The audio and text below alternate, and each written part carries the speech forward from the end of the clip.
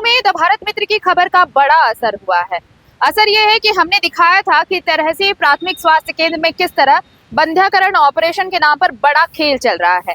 यहाँ पर ऑपरेशन के एवज में अवैध वसूली तो हो ही रही थी, साथ ही साथ जो दवाइयाँ महिलाओं के ट्रीटमेंट के लिए दी जा रही थी, उन दवाइयों पर ना तो मैन्युफैक्चरिंग डेट लिखा था और ना ही एक्सपायरी डेट। अब आप समझ सकते हैं कि वो कैसी दवाइयां उन्हें दी जा रही होंगी। और बात इतनी ही नहीं थी, इसके एवज में परिजनों से जो वसूली की जा रही थी, उनके हिसाब से जिनकी पैकेट, जिनकी जेब जितनी भारी, उतने पैसे उनसे लिए जा रहे थे।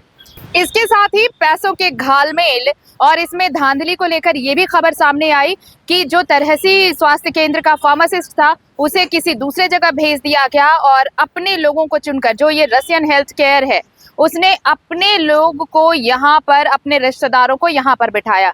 खबर ये भी सामने आई कि जो रेशन हेल्थ एंड केयर है, जिसे पूरा जिम्मा दिया गया इस बंध्याकरण ऑपरेशन और ट्रीटमेंट का, वो सिविल सर्जन के करीबी हैं।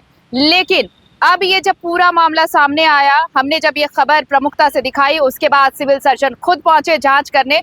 और देखिए जांच कैसे हुई है, क्या कुछ पूरी कहानी है, ये रिपोर्ट पहले देखिए। पलामू में भारत मित्र की खबर का बड़ा असर हुआ। यहां बंध्याकरण ऑपरेशन के बाद महिला मरीज को गलत दवा देने और उनके परिजनों से अवैध वसूली से संबंधित खबर जब हमने दिखाई, तब जाकर स्वास्थ्य विभाग की नींद खुली। Civil surgeon doctor Anil Kumar समेत आला अधिकारी जांच के लिए तरहसी प्राथमिक स्वास्थ्य केंद्र पहुंचे, जहां 4 घंटे तक मामले की जांच की गई और स्वास्थ्य कर्मियों से पूछताछ हुई। इस दौरान बड़े पैमाने पर लापरवाही उजागर हुई। सिविल सर्जन ने बताया कि रशियन हेल्थ केयर संस्था को बंध्याकरण और नसबंदी कराने का जिम्मा दिया गया है, लेकिन ये संस्था दवा कहां से लाती है और दवा में manufacturing date, batch number, expiry date क्यों नहीं है, ये गंभीर बात है और इसे लेकर संस्था को शो कॉज किया गया है। कि उन जो संस्था, जो एनजीओ है, उनसे पूछा जाएगा जी कि ये दवा आपने कहाँ से ली थी, उसका इनवॉइस होगा, वाउचर होगा उनके पास ना, तो इनवॉइस वाउचर में उसका एक्सपायरी, मैन्युफैक्चरिंग देखा जाएगा, प्लस वो मिटाया क्यों गया, ऐसा तो नहीं होगा कि कंपनी ने दिया नहीं होगा जी, तो ये उनसे बात किया जाएगा, उनसे शोकॉज होगा। पैसा लेने का जहाँ तक बात है, कोई साक्ष्य मिलेगा तो उनका अनुबंध खत्म किया जाएगा, मगर इसके लिए साक्ष्य मिलना जरूरी है कि हाँ पैसे लिए गए। भले ही ये कह दिया गया हो कि संस्था का अनुबंध रद्द कर दिया जाएगा अगर वसूली की बात सामने आती है तो, लेकिन इससे पहले जब हमने ये खबर दिखाई थी कि कैसे 34 महिलाओं का बंध्याकरण हुआ और मरीज को गलत दवा दी गई, इस मामले पर फिलहाल उन्होंने चुप्पी साध रखी है। उन्होंने बस जांच का हवाला दिया है। इधर पूर्व सांसद प्रतिनिधि ने विभाग पर सवाल खड़ा किया है और कहा है कि मरीज को गलत दवा देना और उनके परिजनों से अवैध वसूली गंभीर बात है। उसको पैसा मांगा कि पैसा दीजिए, हाँ पैसा दीजिए तो हम देंगे 250। तो आप इसको ले चल के घर, हाँ आपको पता नहीं था कि एक्सपायर है, डेट है कि नहीं ना?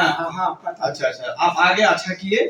तो हम लोग, हमारे सरकारी हॉस्पिटल यहाँ का वो दवा ये नहीं है, वो ऑपरेशन करने वाले जो है ना, उन लोग अपने पास लेके इसको आता है और आपको उसको दे देता है पैसा लेके, जो कि हम लोग का, हमारे जो है ना हॉस्पिटल का इसको जानकारी में नहीं है ना।